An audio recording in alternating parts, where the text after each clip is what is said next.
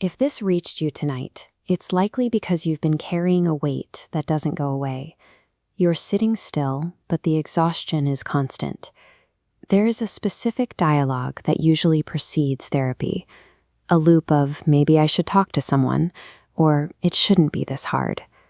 For most, that conversation runs for years before a single phone call is made.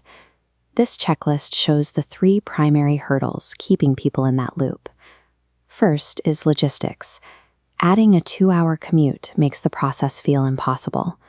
Then there are high session fees, followed by internal doubt, feeling your situation isn't bad enough for therapy. The true barrier to entry is rarely a lack of need. It is the friction of the process itself. The imagined difficulty of the first step outweighs the perceived benefit of the help. This leads to the crisis optimization fallacy. It's the habit of waiting for a total breakdown before seeking support, as if you have to earn the right to talk to a professional. In reality, you don't need to be in a state of emergency to benefit from a licensed therapist. The bar is much lower than people think. The only threshold you actually have to meet is the realization, this is hard and I'd like help.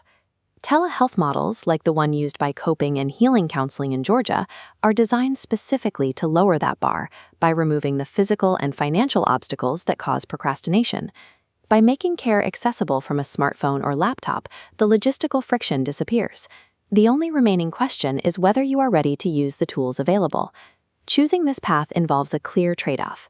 You are opting out of the traditional office setting in favor of a model that prioritizes speed and convenience.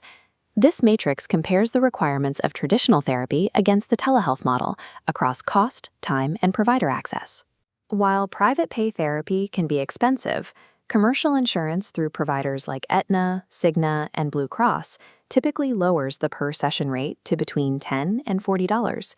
For those on Medicaid, the financial barrier is removed entirely, resulting in a $0 copay for clinical sessions. The time commitment also shifts. You're trading a half-day ordeal for a strict 50-minute block that you can complete from your own home. The compromise here is the provider pool. By using this model, your choices are restricted to the licensed therapists who are in-network with your specific insurance. There is also a geographic limit. This specific network serves the 159 counties within Georgia, meaning you must be a resident of the state to enroll. Telehealth solves the problem of how and when you go to therapy, but it requires you to work within the specific boundaries of an insurance-based network. Then there is the matter of privacy. The public nature of a clinic, the parking lot, the waiting room, is its own form of friction.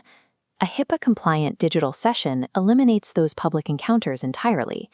You never have to worry about who you might run into in a lobby. However, you are losing the neutral, safe ground of a therapist's office.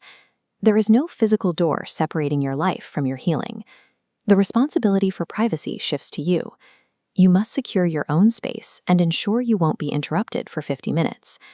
This model provides discreet access to care, but its effectiveness depends on your ability to maintain a private environment within your own home.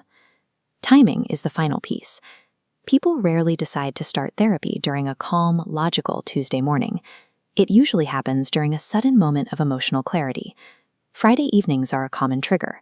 The work week ends, the pressure subsides, and you face the reality of how you feel. This action flow shows how simple the initiation process is. The actual steps are smaller than most people imagine. It begins with a visit to chctherapy.com or a call to their 404 number. You are simply starting a conversation. You can typically schedule an intake session within the same week, allowing you to act while your motivation is still high. That first session is just a fit test. It is an opportunity to see if the therapist understands your needs, not a commitment to years of work. Taking 5 minutes to book a session when you feel that clarity is more effective than waiting months for a perfect moment that never comes. This decision quadrant maps logistical needs against clinical requirements. The optimal use case for CHC telehealth is here: low-friction access for mild to moderate challenges, like anxiety or stress. In contrast, this isn't designed for acute crises requiring intensive psychiatric medical environments.